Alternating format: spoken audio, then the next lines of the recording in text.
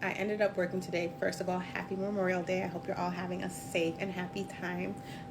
The best of fun, of course. But I ended up working today just slightly because, well, I'm a parent, so I'm always working, but also because I didn't block my calendar and people scheduled calls today on a holiday. I don't have a problem with that. Honestly, calls on a holiday means I don't have to do other work, just these calls. But I prepped for the calls, and the first one happened. Such a sweet lady, loved talking to her. The second call didn't happen, and it made me think about these 4 critical skills that I've developed over the 7 years for when sometimes disappointing situations happen. And I'd like to share them with you. So the first one is reframing, right? So when problems happen, what is the opportunity inside of them? What is the opportunity that arises from them? I think the saying is a silver lining, a cloud, every cloud has a silver lining.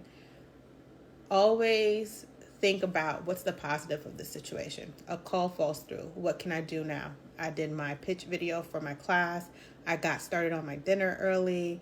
I got to watch a little bit of Daniel Tiger with Rory. So I reframed it. Yes, not having this call, disappointing. But then I got to do 3 other things instead. Transmuting is the second thing. Transmuting, we hear it a lot, especially now in like the spiritual spaces. Transmuting negative energy. It applies to business as well. How do you take something negative and turn it into something useful and positive? For me, how did I transmute this? Next time, block that calendar. Next time, block that calendar. Lesson learned. Block that calendar.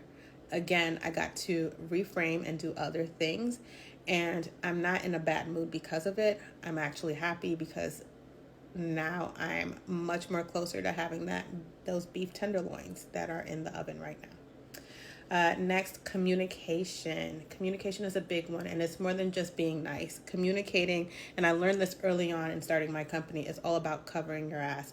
I used to hate saying more than I should say.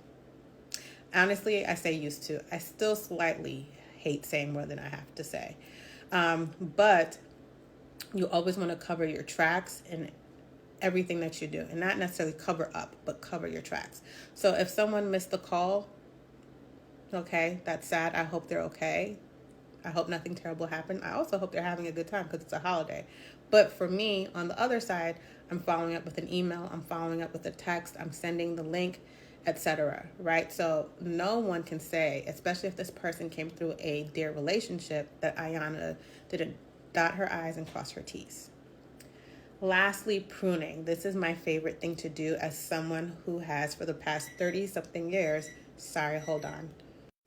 Okay, that was the timer on the stove. Much more closer to the meal, okay?